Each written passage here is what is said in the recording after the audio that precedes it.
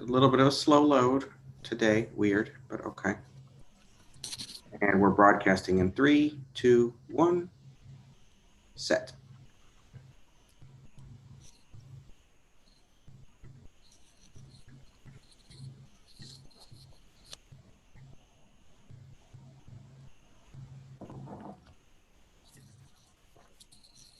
Did anybody do the Slack reminder? That helps. Hey guys. Hi, Manuel. Hi, Goggin. Welcome.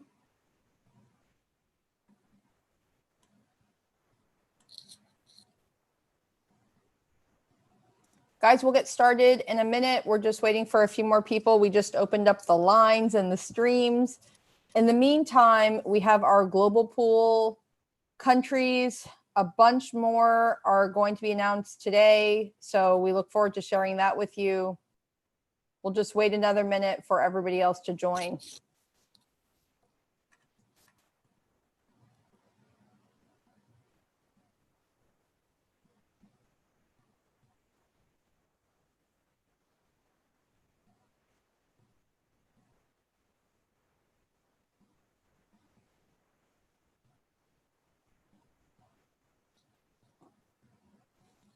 Welcome, everybody. We'll get started in a minute.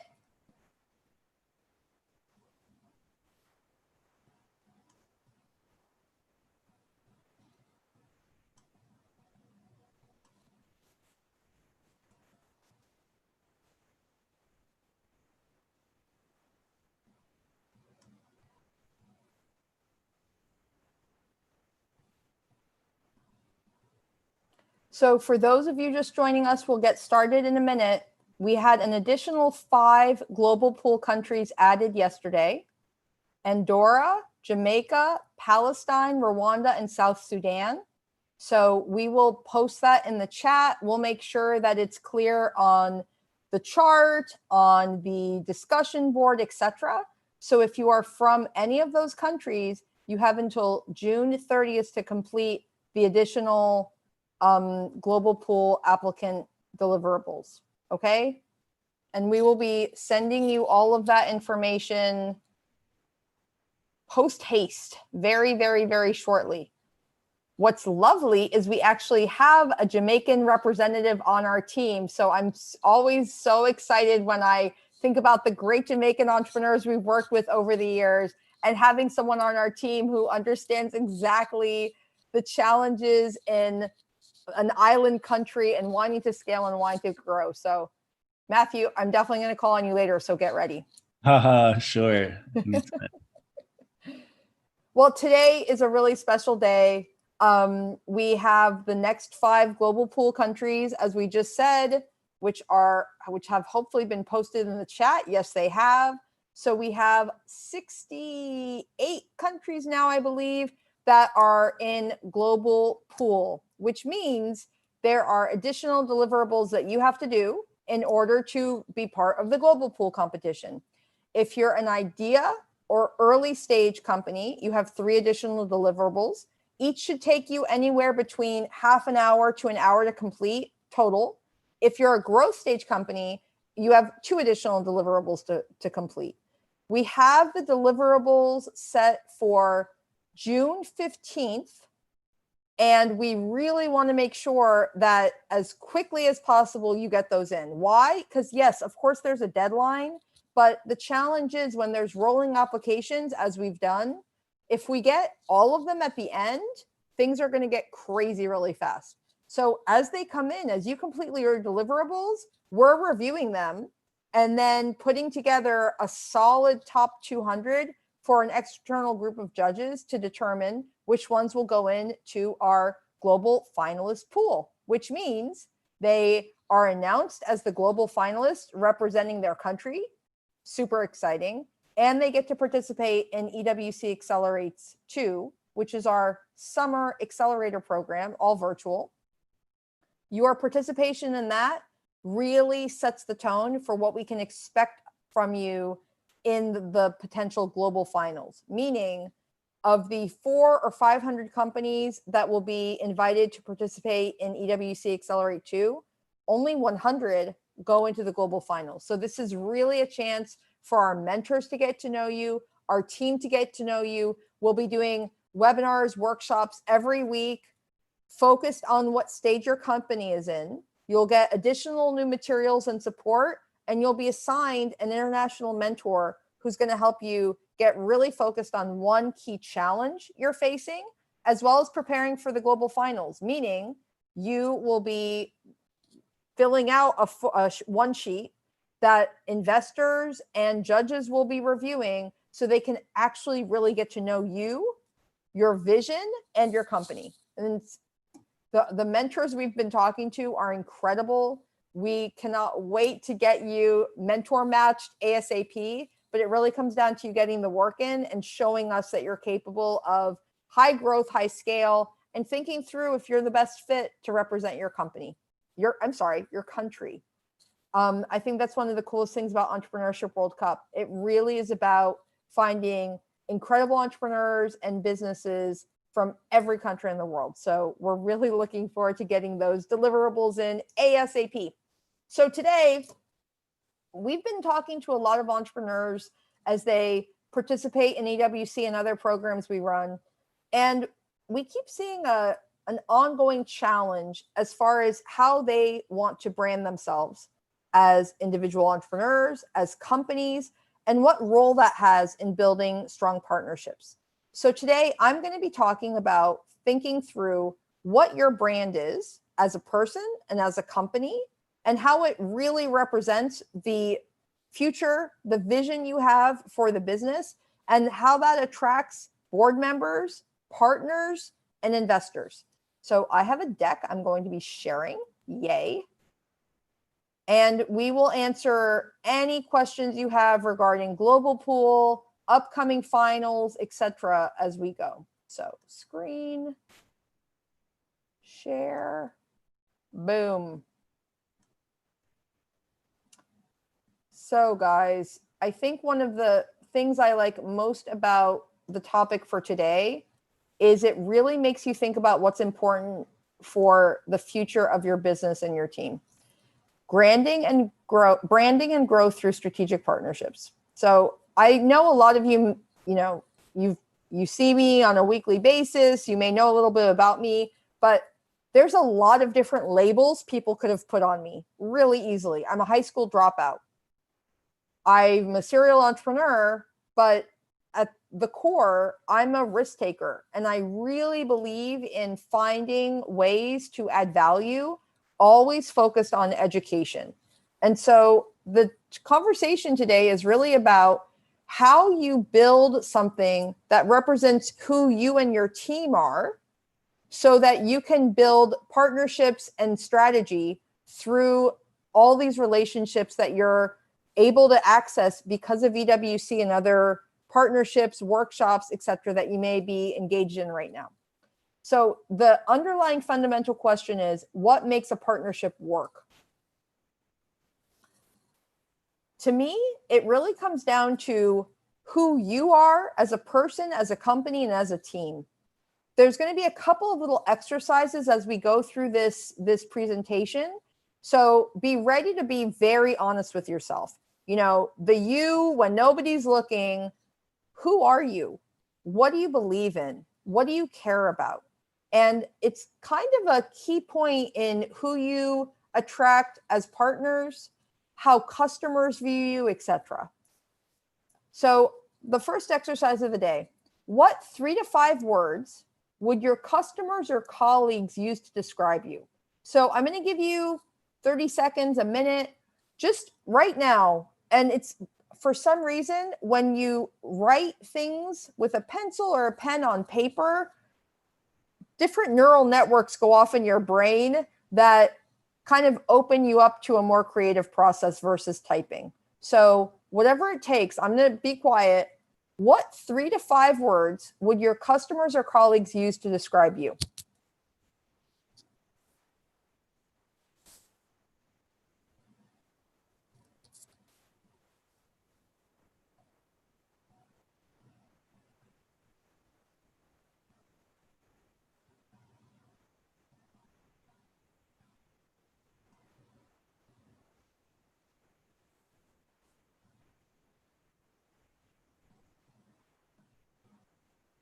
The more honest with yourself you are, the more fun and impactful this presentation will be today.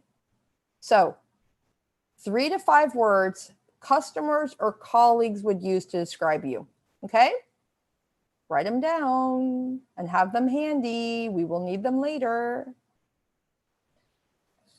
A lot of times when we have people do exercises like this, they come up with creative and all kinds of other words.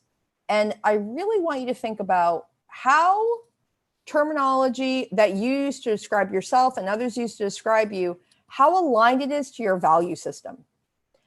There's usually a high degree of correlation between the things you care about the most, that are the values you hold, and the kind of people you want around you.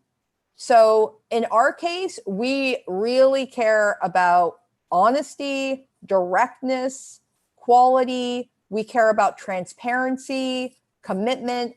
And it's kind of a wonderful thing that our team really cares about each other and has that trust with each other.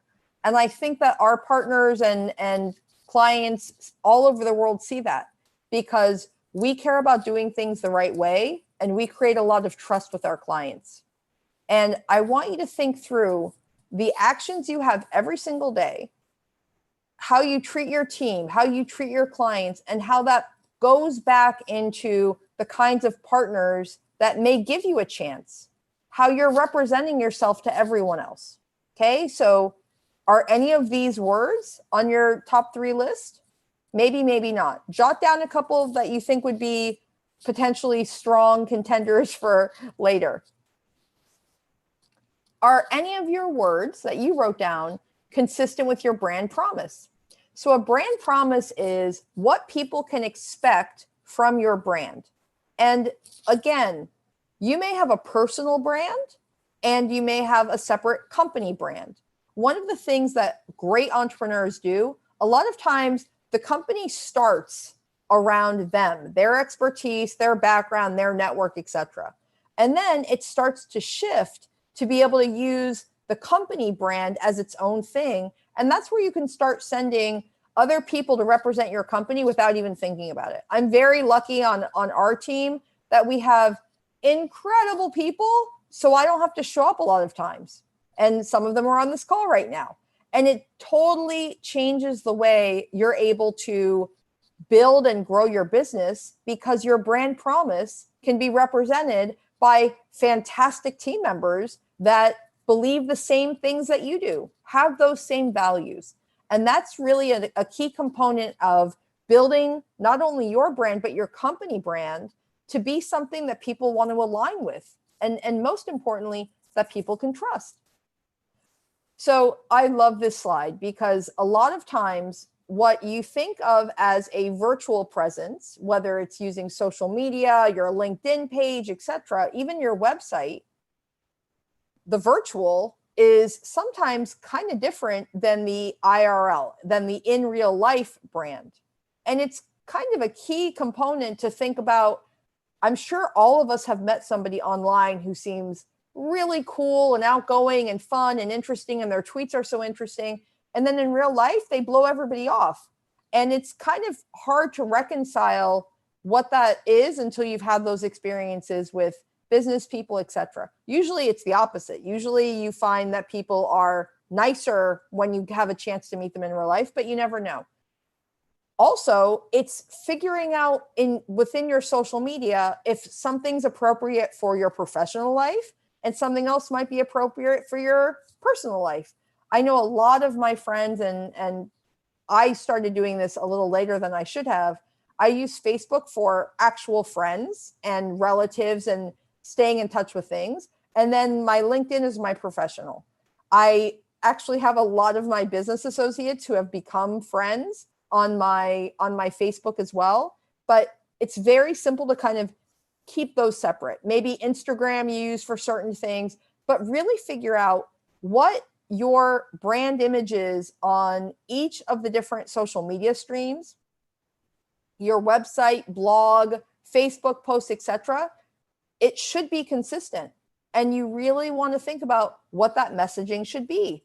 I have a good friend who is extremely political in Facebook, but would never do that in LinkedIn or other places. It's just the way that they subdivide how their brand is going to be to the outside world. So think through what messaging you're giving and the consequences of that. Whatever you believe in, cool. But there may be consequences when you are more yourself than you mean to be to people who don't know you that well. Really think that through. Associations are another kind of key fact of this world that we're building. There are many, many, many different types of associations. They can range from local chambers of commerce to huge international organizations for research and everything in between. So one of the ways I want you to think about associations is some of them may be great for building your personal or professional brand. Some of them may be places where it's 100% to get to customers. And some may be places where you're there just to learn. And whatever the goals of these associations are, really use your time properly. I've seen LinkedIn and CVs where there are people who are members of 10, 15 different organizations, and there's just no way to pull that off. So if you take a moment and think through which is going to help me get access to the customers or clients where I can build my brand specifically for sales pipeline. Another may be where you are able to build your own personal name as an expert in the field. Think through how you can get the most out of these associations. A really good way to think of it is, if I'm trying to build my name as an expert in an area, I may volunteer to be on a committee within a research or a specific industry association. And I may start out kind of middle or bottom, and that's okay. As I get more and more engaged and I volunteer for more things, that all of a sudden turns into me potentially moderating a panel where I'm presenting myself as an expert. And guess what? All the people on the panel are potential clients or potential partners or people whose names I want to have an association with, right? The opportunity to then, as you get higher and higher up in an association, if you're looking for consulting work, partnership opportunities, etc., when somebody calls that association looking for an expert in X, the people who are at the head of the organization who they know, who has built up trust over a long period of time, who are top of mind because they volunteer for X, Y, or Z, they're usually the first ones contacted. So really think through what you want to get out of every association you're part of. I think that there are usually really good local associations where for economic development, you want to support the ecosystem, you want to do those things. It's good to be involved, right? To find sometimes very different businesses than your own who may be clients, partners, etc. Some of the companies involved in local chambers may have extensive export or import experience, and you may have a chance to learn a lot from them. For many of you, though, who are doing different types of businesses, being part of those trade associations specifically focused on your industry, they may have regional ones or international ones. It's all about, here are the goals I want to achieve from an association. And really think through which of them are going to best fit your needs. In some cases, especially in some industries, there may be a dozen to choose from that can solve your needs. In that case, you're going to want to do your research, talk to them, see how much it costs to be a member, going to their conferences, being otherwise engaged. How important is learning and professional development versus just the networking business deal? It really depends what you're hoping to get out of it. I can tell you, I've been involved in many associations over the past 20 some years. I found that most local chambers of commerce either fall into one of two buckets. They are strictly a members organization where they're very, very focused on revenue generation through membership and events. And that turns into sales leads. And that's it. And they may do events, but it's all about kind of how they can keep the lights on for the organization. And you end up with a lot of salespeople just trying to sell to each other in those organizations. On the other side of things, when I go to an association that's more related to education, trade, etc., I end up finding a lot more people that might be good partners. But that partners meaning they do similar things, but there might be some collaboration opportunities. When I go to big trade associations for industry where all of my clients are, and I may be the only one or two organizations trying to sell to those type of clients, it's my sales hat the whole time. And I'm just going there to sell. But I know what I want to get out of each event, workshop, engagement. And quite frankly, for me to pay hundreds or thousands of dollars a year to be part of something, I need an ROI. And just like we measure impact through every aspects of our business, this is a big one. Make sure you have very clear metrics. And guess what? If you don't get those 10 leads or 20 leads you're expecting, maybe you should try another one next year. Okay. So why would a partner or team member share its brand equity? What this means is you may be looking for a distribution partner.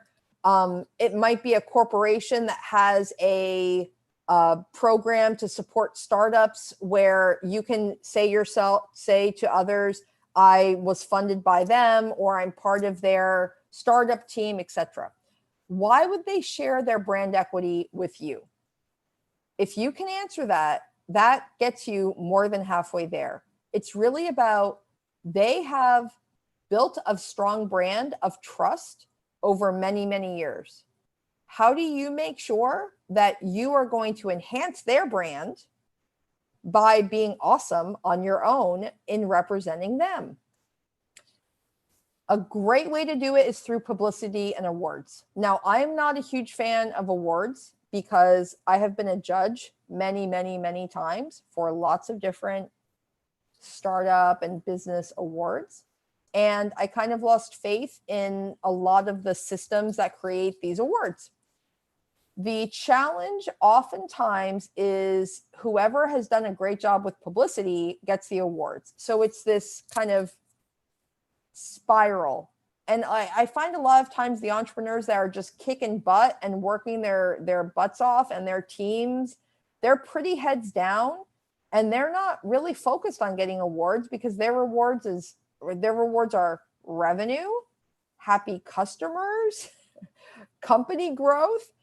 And obviously publicity can help that a lot, but not always awards. It really depends. If you're a B2B, there might be something there. If you're a B2C, there might be something there. But you have to be very clear on the value of chasing a bunch of awards. The best award you can have is great revenue and growth and super happy customers, right? Publicity is free marketing. You can do so many things to garner great stories being written about you, your company, and your team. And it really comes back to being focused on what your brand is, the story you want to tell, and ideally, how it's helping your customers live better lives, how it's making them more efficient, how it's helping them to stay in business.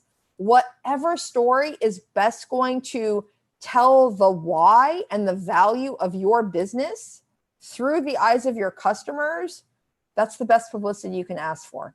So thinking through personal stories of you and your team members, if you can think through customer success stories, there's a ton there. So that's a great place where if you're the best at something, or if you're good at telling those stories, a larger company, investor, potential partner may see an alignment so that they can show they understand that side of the market, they support these type of businesses, etc. The focus on excellence part, I cannot stress enough. And this is a really big challenge for a lot of companies. I'm sure all of you have heard the incredibly important quote about if you waited for your product. Okay, I'm going to screw up this quote so many times. All right. If you are embarrassed by your product, you waited too long to put it out. I'm sure all of you have heard that quote. And I myself and our team has been guilty on wanting things to work well, but we've also had some snags in product.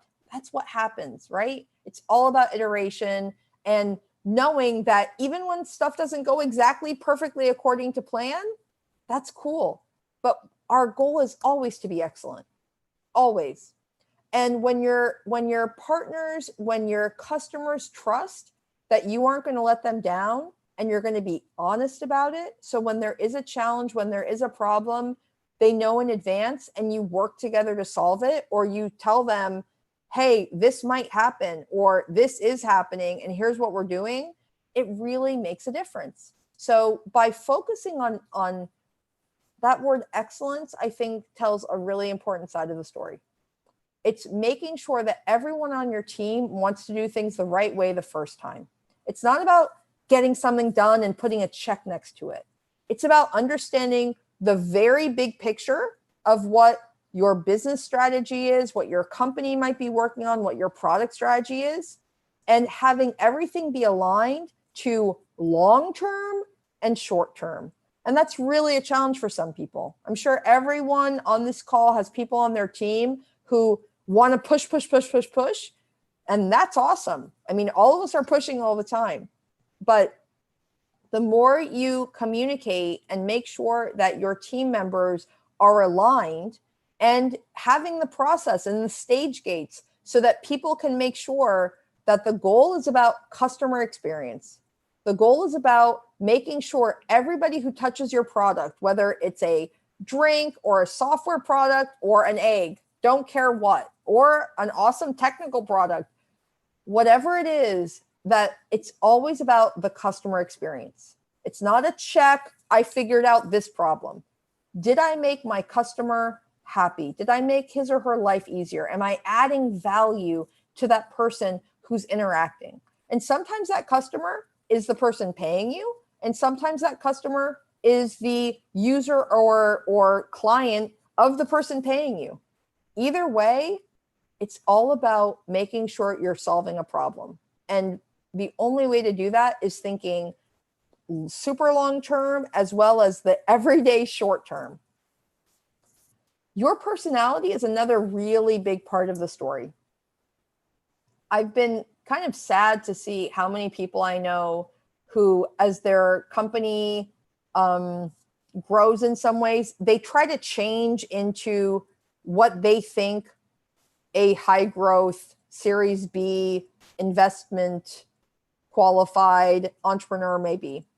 Or as, especially with females and some other people I know, they stop being themselves, which is why we trust that person in the first place.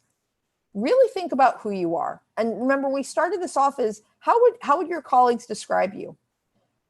Now, that doesn't mean we don't all mature as we get more experience and understand a little bit better the kind of person we need to be to lead or to execute on something a little bit bigger than we may have been ready for, right? But your growth rate as an entrepreneur ideally is faster than the company growth. That way you can keep leading it and keep leading your people and your team to greatness. That doesn't mean your personality changes. You're going to learn a lot of new skills. You're going to learn better ways of communicating, of documenting, of managing a board, lots of different things. But your underlying personality and being passionate and loving what you do and being creative and thinking through things sometimes in a very different way than other people see, you can't lose that, because that is a very big part of why you saw the opportunity that other people may not have. Finding that balance where you can show your passion and excitement and be really clear about who you are as a person, that authenticity is something that investors and partners really care about. And that's why they want to work with you. So try to think through who you are with your friends, with your family, and how that plays a role in the kind of person and leader you want to be, the kind of manager you want to be, and in building a team, making sure that you have complementary people to you, but don't lose who you are. And it's very challenging for a lot of people. It's super stressful being a CEO, sometimes very lonely, but remember who you are and what you care about and what your values are. That's going to take you really far. So building your brand is de-risking the ask. The more brand equity you're creating because you have more customers, more revenue, a great team, all of those things is your brand promise, and that de-risks the ask you have to a potential partner, investor, etc., because they know that now you have something to lose. Before you have real brand equity as a company and as a person, your ask, you have nothing to lose, right? All of the balance of power is on them because your recklessness is going to affect them. But as you start really building your brand, you have a lot to lose too. And they understand that there's reciprocity to going in it together. That, in a lot of ways, comes back to the concept of consistency. If you are always good about doing certain things in a specific way, that builds a lot of trust with partners. That means metrics reporting. It means having that open dialogue on a regular basis. It might even be as simple as a monthly meeting or a monthly email check-in. Doesn't matter what. But a big part of why we built Gen Accelerates the way we did and the platform you're all using, EWC Accelerate, it really comes back to giving you guys tools to be data-driven, to be able to tell your story both with anecdotal evidence of customers, growth rates, etc., all awesome, but being able to show, here are the metrics I care about, and here's what matters to me. It doesn't mean that every month they're going to be, this huge J curve. That's fine. We're not looking for that. We're looking for when things don't go right because you're taking on really big risks and trying new things.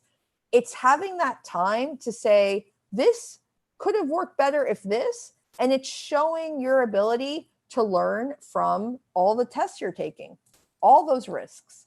Being data-driven means being able to have really great analysis at a moment's notice to be able to decide what's working and not working and keep trying new things.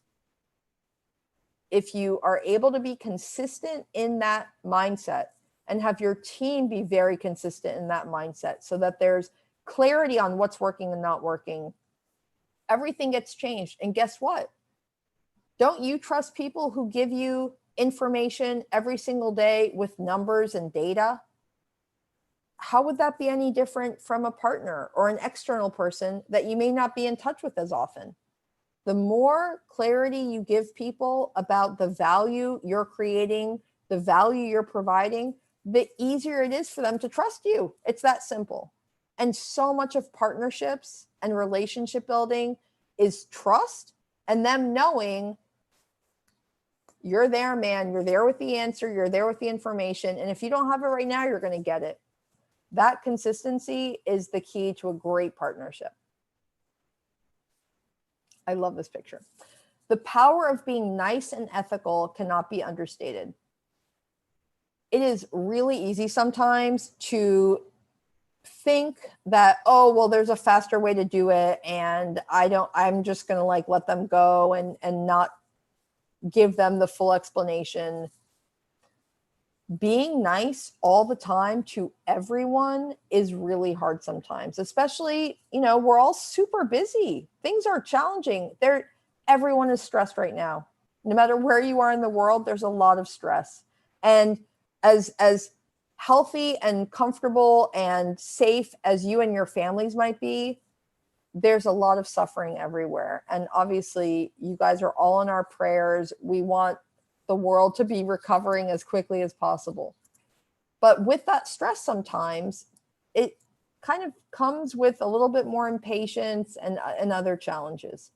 Taking the extra minute to think about the situations other people are in, health, safety, family members, challenges with not just their own businesses and families, but with the entire economies locally and nationally, it can get pretty daunting.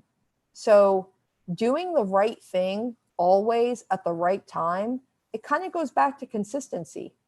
And we've been really lucky. I had a call earlier today with a friend, and he talked about having a no a-hole policy. Our team has a no jerks policy. Life is too short.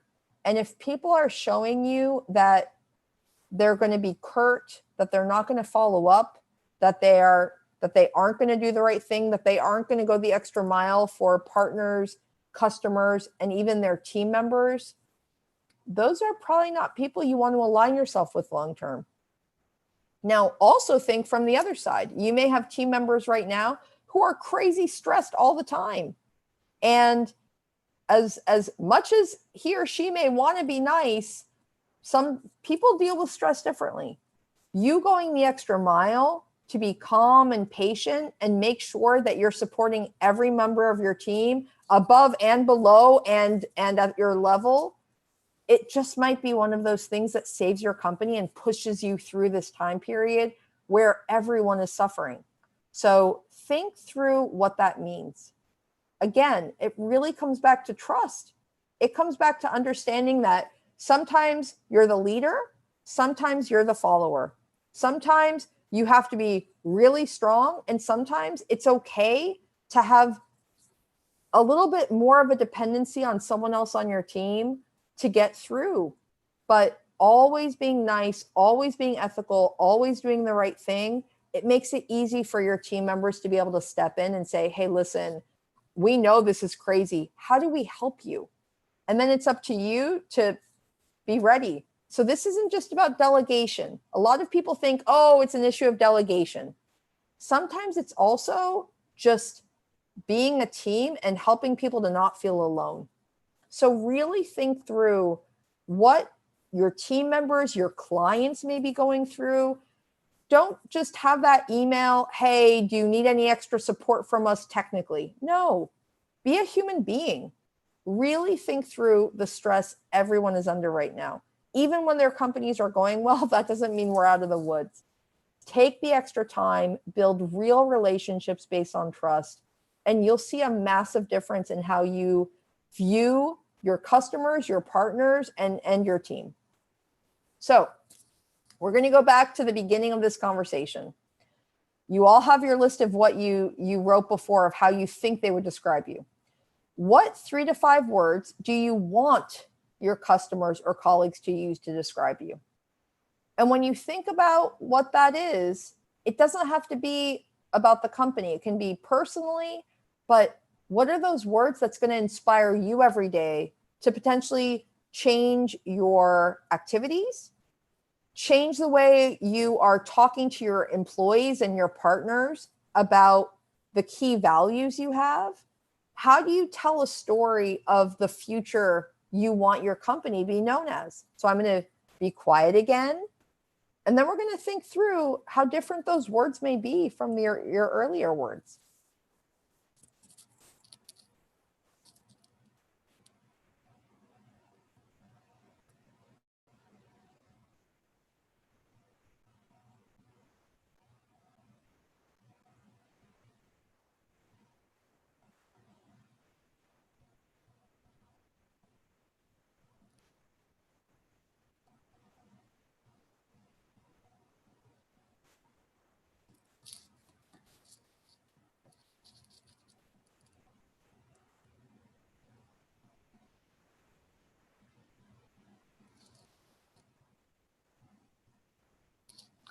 So this exercise, when you think about what 3 to 5 words you want your customers or colleagues to use to describe you, whatever you're writing right now, I want you to sleep on. I want you to think about for the next day or two and really, pray on it, meditate on it, whatever is going to help you.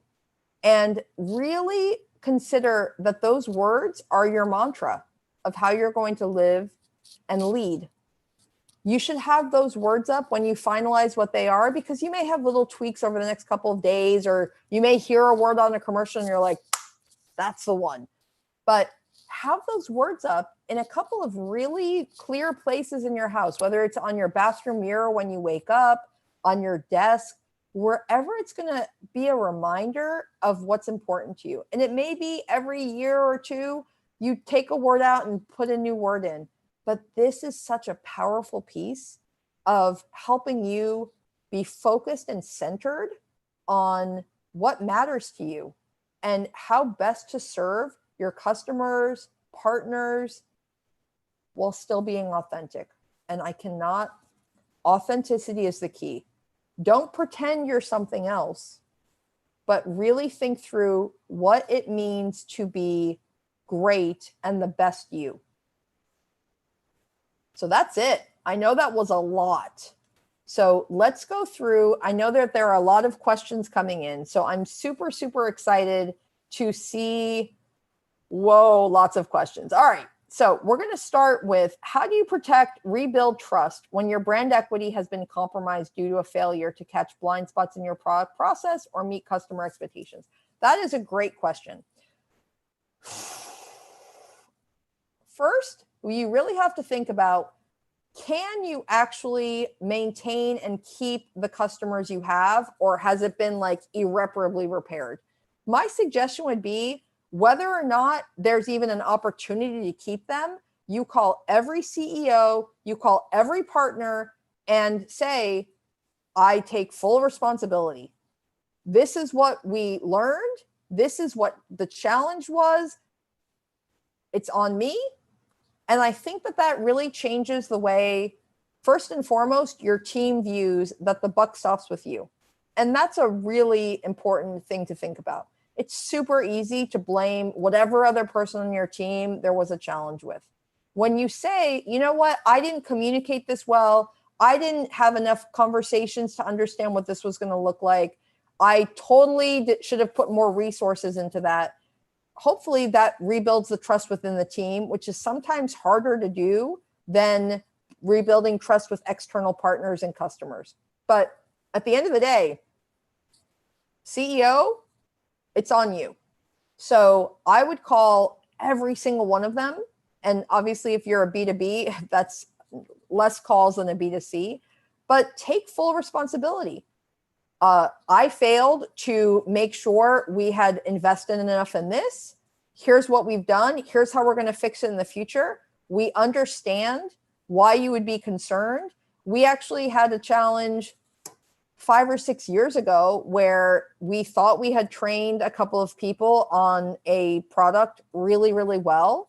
7 or 8 months went by and we weren't checking in with them as regularly as we should. So next thing I know, the CEO of the company that was licensing our product said, we're not using it. And nobody had really checked in with them to see, are there challenges? They weren't using it. And I had to apologize. I'm so sorry. We didn't realize that there wasn't the usage there. It would have been super easy for us to check. It would have been an email monthly that could have been automated. It could have been us going and just seeing the users and active user. Super easy. Totally our fault. I called her, and this was a time where she could have just canceled the license. I called her. I gave her an extra year free, and we worked it out. And it's been okay since. But what it really comes back to is being very transparent. Here's what happened. Here's how we're fixing it. We understand and we'll let you out of the contract early if you need to. If you want the opportunity, we would love to actually have you serve on an advisory board to make sure that we get your input earlier in the process, that any challenges you're seeing are addressed immediately, and you can pull them in. So you're like doubling down with transparency, and more importantly, having them be part of the solution for the future. There's a lot of different ways to do it. But at the end of the day, what's your personal brand? And are you going to be the person who says, this was my fault, I'm going to be there to fix it, you can trust us, but we're going to earn your trust over time. You can give them extra months free, but at the end of the day, you don't want to lose the customer. Do whatever you have to not lose the customer. So I hope that answered your question. How do you deal with a brand reputation crisis? It depends where it stemmed from. If the company did something wrong, the product didn't do it right, etc., CEO needs to take responsibility. It needs to be public or directly to customers, and with a proper response of, and here's how it's not going to happen again, and here's how we're dealing with it. And the more clarity you have about what happened and what went wrong, the easier it'll be to repair that brand. But then, I mean, I've seen some companies go way overboard trying to fix it by changing their brand image. If you had a good brand before and then there was a problem, you can come back and fix it usually. If it was about ethical violations or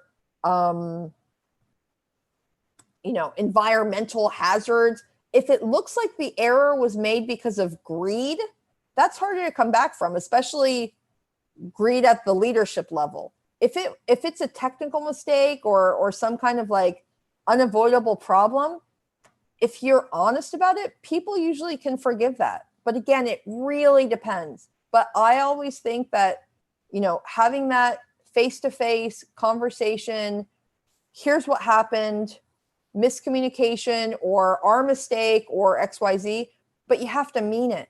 You have to mean it. What are the most important elements to consider when I am planning to build my brand in a different location and country? Great question. So I think one of the challenges is you may have a lot of trust and relationships in your home country. And so you may be known as a trustworthy entrepreneur. Your company may be, the underdog hero that did so well and you got investment or you partnered with the right people. So you may be a local success story already. When you go into another market, you may be a competitor to local success stories that might be doing something similar. And it's a massive challenge. So number one, who are the key partners that you can make in the new region that will help you create that brand? And this goes back to what we just talked about. So if you have a solution that helps local partners tell their story about how they work with international partners, how they help with distribution, how they're finding the best and brightest and bringing them to that country, that's ideal. If their brand equity is going to help you legitimize your company, your product in the local market, and more importantly, potentially help you with distribution, sales, etc., awesome. So I would definitely start with that. I would think through who are the distribution or other partners that I might be able to have in the new region, and think through exactly how I can tell the story of that brand bragging that they're pulling us in. That's the ideal.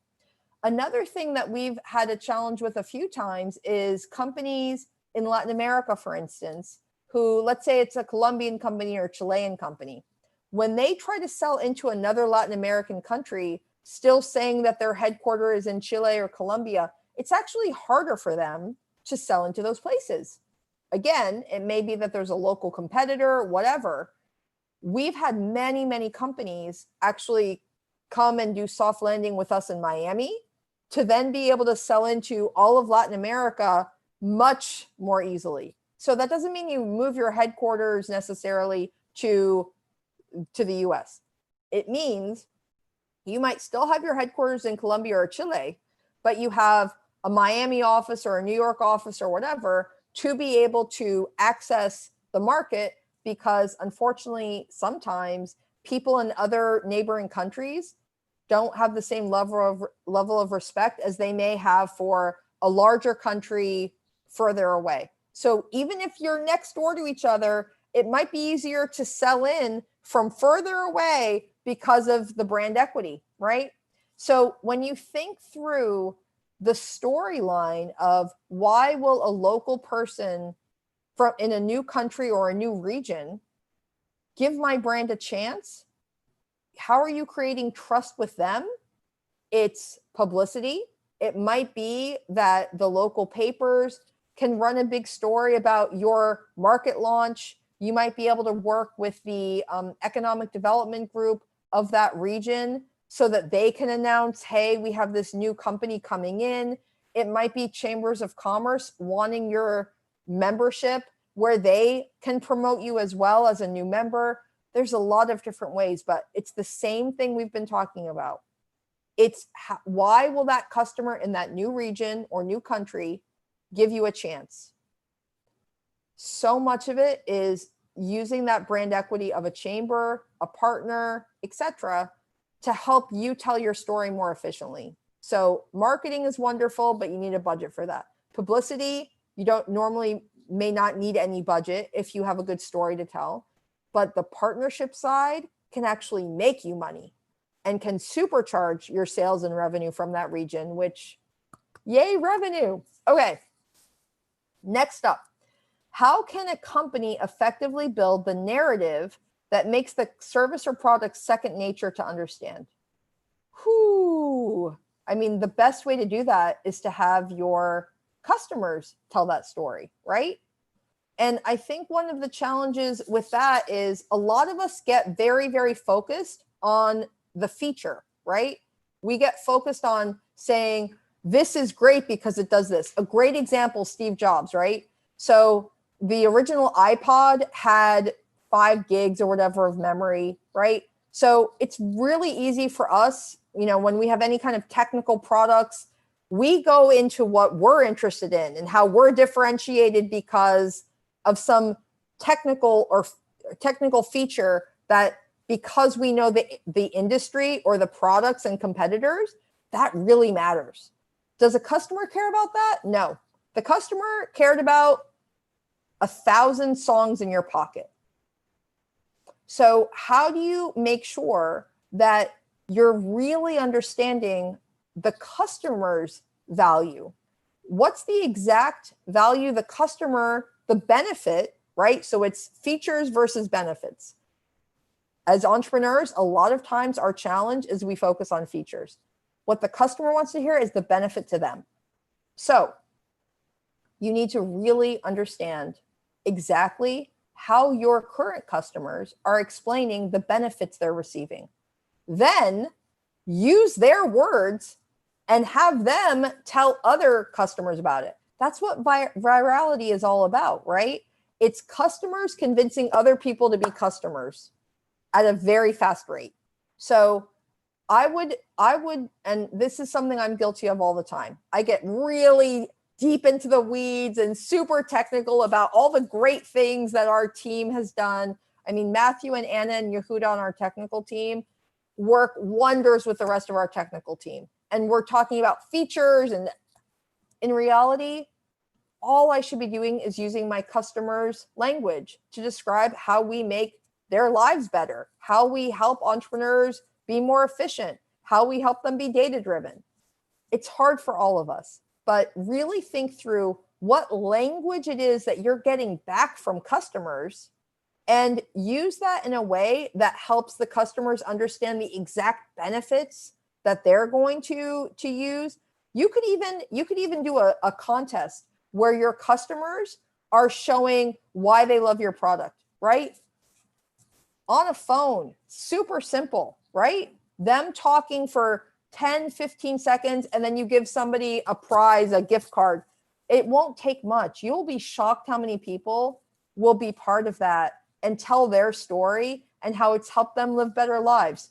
Lots of easy things to do. And then it's not an issue of second nature to understand. It's an issue of customers helping other customers understand how easy it's been for them. Very big difference when it's sales or driven by the company versus organic relationship building and trust building within customers. I think the other side of that, which has been fun for me to think through over the last few months, is sometimes you get a lot of complaints and people get angry that this isn't happening or they want this feature. And you know what the funny thing is? When they're passionate and angry about an aspect of your solution, that's because they actually care. It's easier for them to just not use it it's a lot easier for them to not use it than to complain, to post on a board, to reach out to you directly.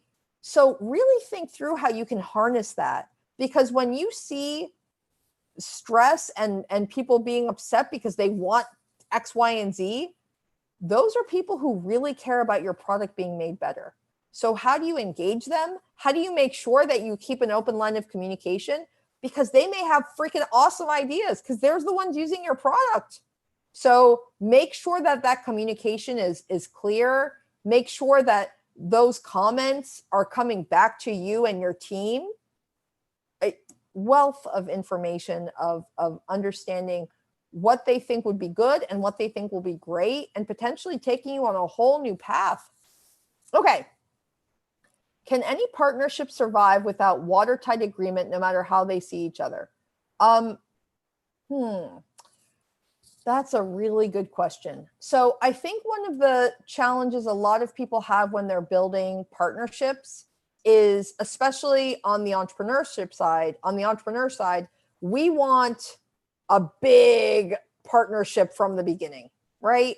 And we want a 3 to 5 year deal with every potential thing that can go wrong and seal it up and it's done. That works really well when you already kind of know what you're doing and you know you're going to kill it, which we all think we will. The challenge comes back to your business, even in the last few months, has probably pivoted a little bit. The corporation you're working with also potentially has pivoted a little bit. So the concept of a watertight agreement can mean a lot of different things. My suggestion would be to think through, when you're starting something off as a pilot, you have a watertight agreement about that pilot, right? And you make sure that it's really clear, expectations, timelines, etc.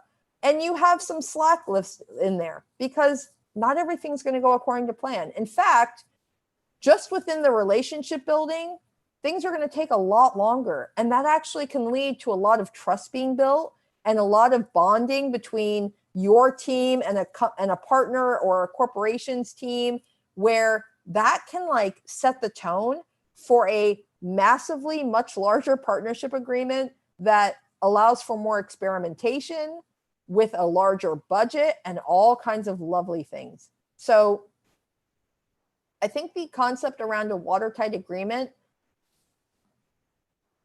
again, they have brand equity and you want that brand equity, or you want access to their partners, their clients, their distribution, sometimes their investment.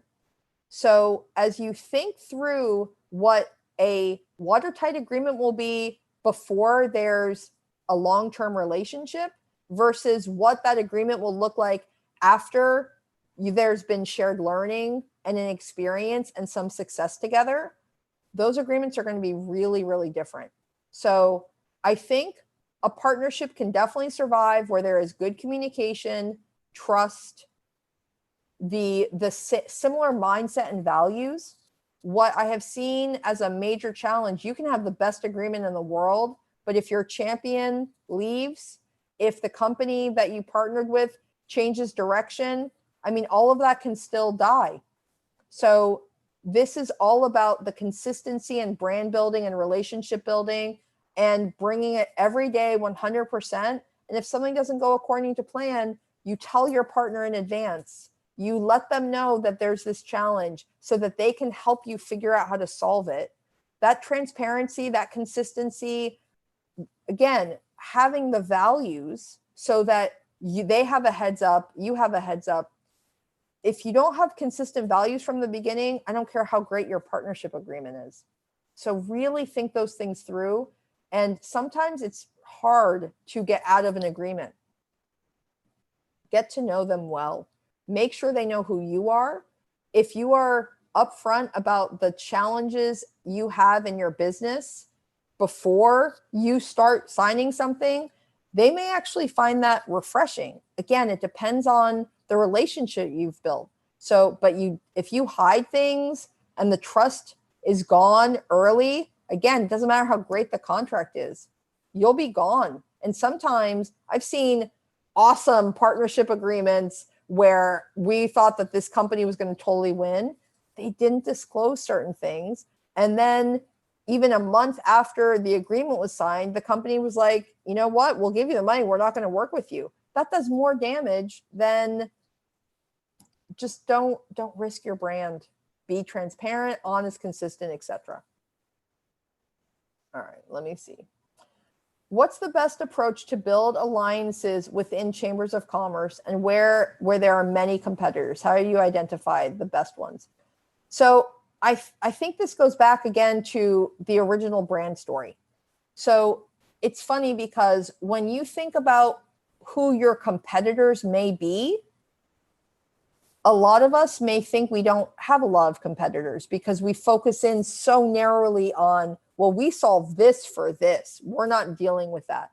But for somebody who may be looking at partners and there are a lot of people who do X, you may be looked at as one of many, many, many different competitors. This goes back to your brand. So who are you as a person? What's your company going to be the best at? And I've seen so many companies try to do like 50 million things. What's the one thing you're the best at? That's it. What do you specialize in? When you're honest and upfront and you have those conversations, well, we do this. And they say, well, do you do this? As soon as you say, yeah, we do that too. I don't know how clear you're being in making that long-term match. You don't have to be all things to all people. And the more clarity you have on, here's my personal brand, here's what the company's brand is, here's what we're working on, we'd love to work with you, here's the vision for where we would go together, where it's a huge win-win, that's the easiest way to do it. Because in reality, if you're in a space where there are a lot of competitors, especially within a chamber, you may not be doing something really differentiated. You may not be doing something that's going to be the reason why they would partner with you instead of someone else. If you as an individual brand and as a company brand has a very clear differentiation point and a clear competitive advantage, that's what you lead with every single time. But again, not about features, it's about benefits. So what's the benefit of that company partnering with you instead of others? Now, as far as chambers go, as I mentioned, there are lots of different types of chambers and associations to get involved with.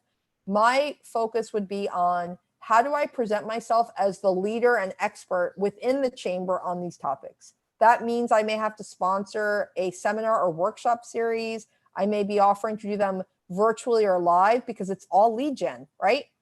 I also think the other way to do it is just to make sure that the leadership of the chamber gets to know me as a person, gets to know my company. I may volunteer to help the chamber do things in exchange for advertising on their website and in their newsletters, right?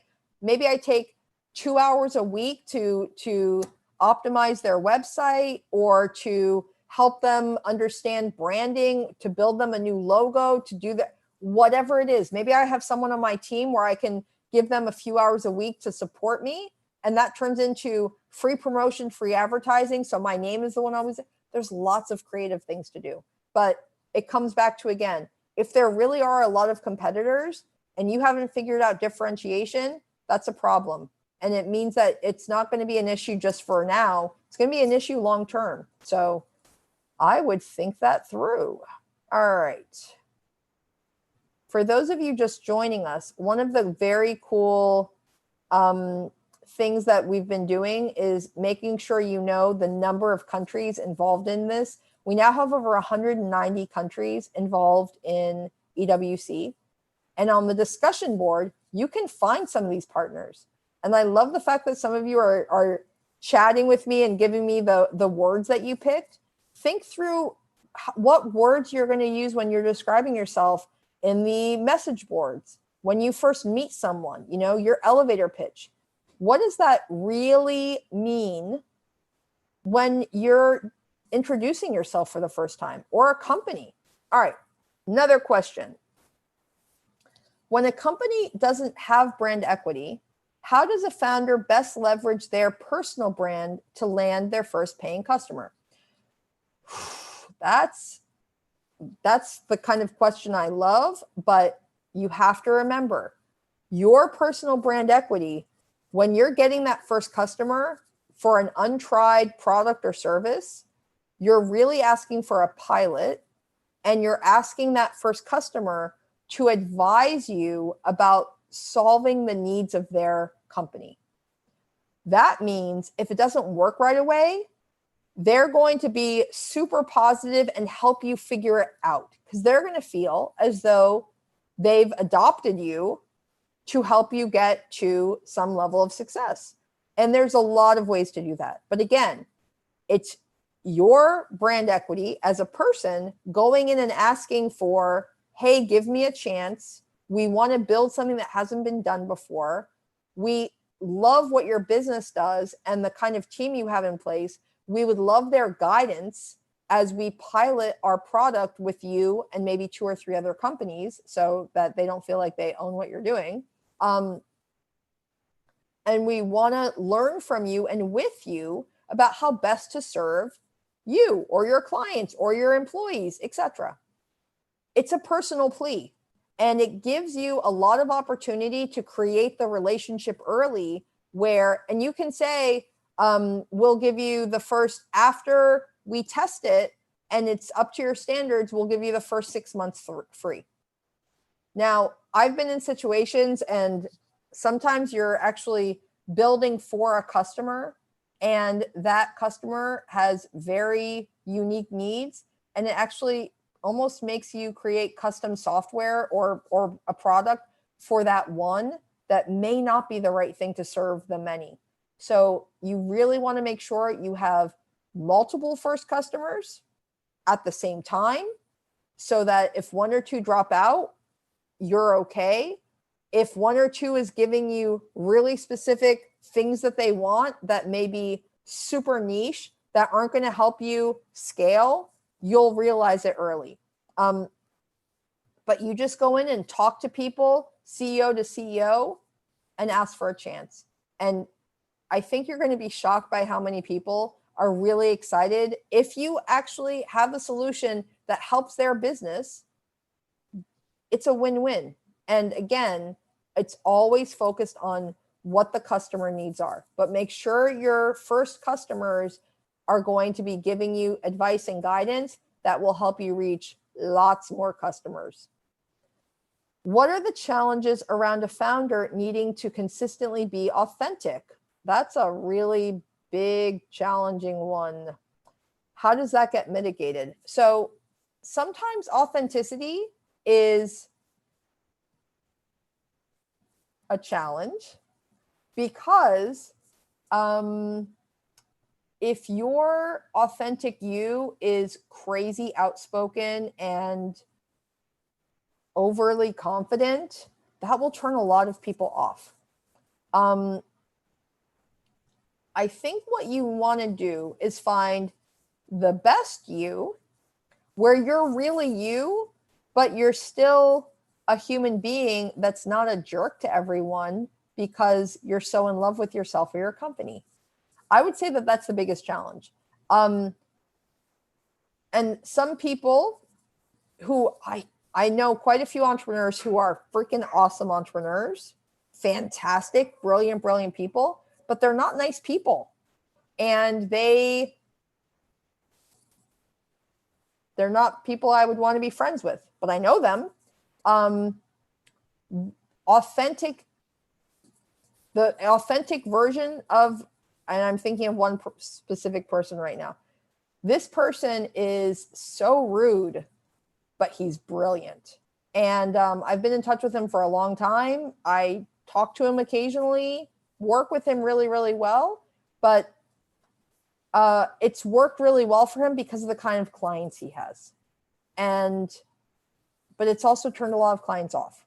So I think that the more comfortable you are in your own skin, the more honest and not desperate you are about the kind of clients you want, the more real you can be with who you really are. As my team knows, we've turned down some really great opportunities because we just don't want to work with people who we don't trust or like, or are going to help us be better as a team as well. We don't want people who are going to cause way more stress than any amount of revenue they bring in would be worth. So knowing what you will put up with yourself, and more importantly, what you would expect your team to put up with, are kind of, I really care about protecting my team and walling them off from some of the stuff I'd have to do to make sure that everything's working well. But I would say that that's the biggest problem. It's in knowing that you're going to be okay. And honestly, if certain people are turned off by you, but you're a good person, that's easy. You don't want people who are going to be, not looking for what it is you have to offer. If you have to be fake to get partners or deals, you're not going to be able to keep that up forever. So figure out exactly what you stand for. Be super bold and brazen about it. I mean, I was just sharing with some people earlier today that I get asked to be on boards on a regular basis. And I almost talk people out of having me on their boards because I'm super direct and opinionated, and I want data, and I expect answers, and I'm impatient. If you want me, that's what you're getting. I'm not going to change. And if it's not a good fit, cool, man, no problem. But with all of those traits, I bring value because I know that area that I'm good at, I'm going to bring value there. But they have to understand it's a two-way street. What I'm giving, I'm expecting back as far as getting the information I need to help them grow. So think through exactly, it's not an issue of being less authentic. It's an issue of knowing what your values are and making sure that that's consistent across everything and being honest about it, because that sometimes means that people who you don't want to have as partners will know in advance that the partnership may not work well. Okay, let me find that next question. Sorry, there's so many questions here. How does one walk the fine line between celebrating achievements and sharing them with the world? And sharing them with the world. And when should they just keep their heads down and keep working? It can be perceived as bragging regardless of the intent. Ooh, that's a good question. All right, so that's something I'm not always the best at. So I think it really depends on what your strategy for customer acquisition is.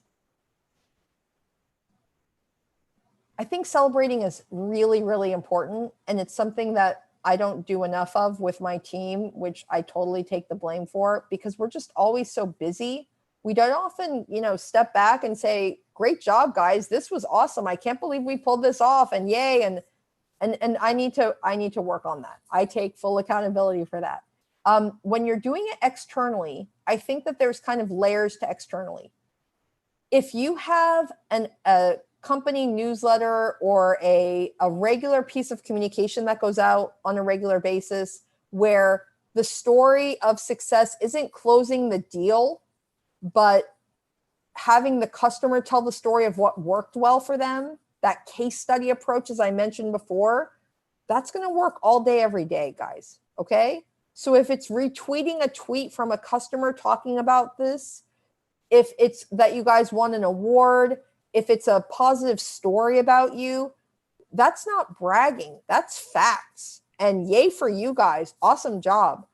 I think what ends up happening where you would ask a question like that is sometimes it seems very just not real when people are self-promoting versus sharing with the world exceptional things that their team has done.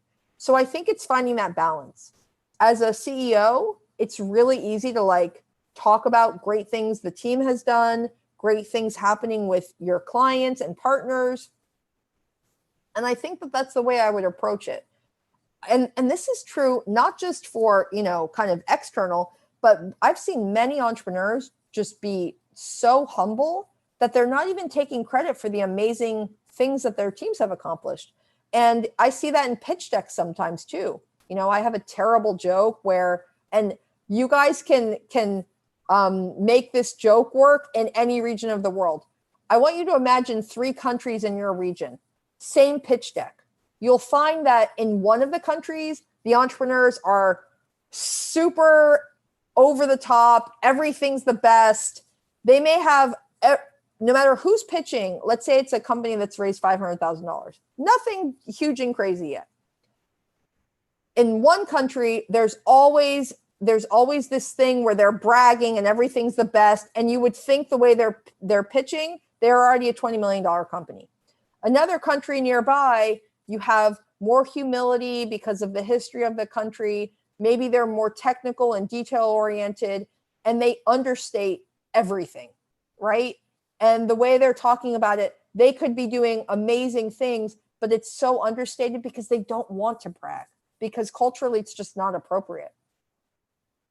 And then you have another country somewhere in between, right? Where the entrepreneurs just culturally kind of tell the story, but without the passion because they want to be seen as serious.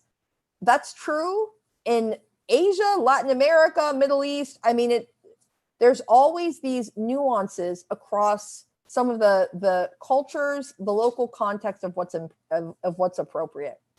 If you're saying facts, that's okay.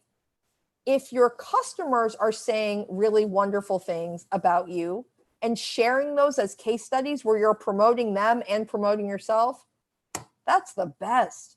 Make sure your customers know how easy it is to tell you their stories. Make sure you're shaping and helping them as much as possible, and that will pay off in spades. I'm going to do one more question. How do I make sure a new product fits with my brand? What should I do if it doesn't fit my brand? Great question. So sometimes people have to create new brands for a new product line, and that's okay. So your first brand, let's say your first brand was a consulting company, right? Or let's say it's a certain type of product for this type of user, and it's the best in the world and super expensive, high tech, etc. And then you have a new product. So if you have a consulting company and then you start an app or a software company, sometimes those things can work together. And sometimes it's a totally different market where you want to have all separate branding created by scratch, where it might be powered by the company. You can promote it. There's all kinds of things you can do together, but maybe it needs to be a new brand. And with the high tech, super expensive one, sometimes if you have a lower tech model at a much lower price, a budget model, that will actually hurt your old awesome brand to have, same technology at a lower price come out under the same brand. It really depends. I think at the end of the day, you have to think through the strategy of how the populations, how your target market may be different, the pricing, etc., and be open to a complete new brand creation if you need to, if the story of one is not going to completely align and support the story of the other. Especially, and in many cases, what that looks like, it might be a subsidiary company. It might be able to have investment on its own. There's a lot of reasons to think through why they should be separate legally as well as branding wise. So hopefully that was helpful. All right, guys. So I answered a lot of questions. I'm going to spend one more minute going on EWC Global Finals. And as always, we're so happy to have you here every week. We have such great speakers coming up, and I hope this was helpful to you, because as I've been seeing people ask questions, present themselves at meetings, and even as we're starting to get some of these pitch decks in, the branding piece has been a continual challenge. So this is something I hope you can take with you for the rest of your lives as you think about who you are and the story you want to tell about yourself, as well as every single new product and company you build over the next few decades. So to close things out today, we added 5 new global pool countries to the list: Andorra, Jamaica, Palestine, South Sudan, and Rwanda. You will need to do additional deliverables, 2 for growth stage, 3 for early and idea stage, to be able to go into the global pool competition. The global pool competition is rolling. We're already starting to review the beginning deliverables that we've been getting in. Please get those in as soon as possible. June 15 is the deadline for all of these countries to get in their deliverables. And I'm going to make sure that that's consistent across all of the places. I believe there's a new batch of global pool countries being added on the 15th, so they will have an additional 2 weeks. But this is where it gets really exciting, guys. As soon as we determine who the global pool winners are, they go into the global finalists. These are going to be the first companies in the world who are representing their countries with their companies, and they get in accelerates too. They're going to be part of the first virtual accelerator program of the summer. We're probably going to run 2 more, but that first batch, before we get worn out, I hope you guys get in. So thank you again for all your time today. It's always a wonderful pleasure for us to serve you in this way. And we're very, very excited for what the future can hold.